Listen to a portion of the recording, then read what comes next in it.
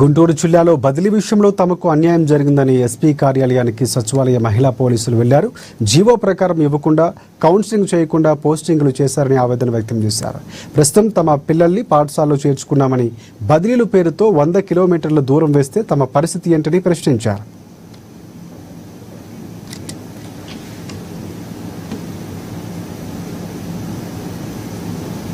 Pregnant నేను అడిగితే తీసుకెళ్ళి చిలుకలూరుపేట కావూరులో వేశారు సార్. నాకు 45 కిలోమీటర్స్ జర్నీ వస్తుంది సార్.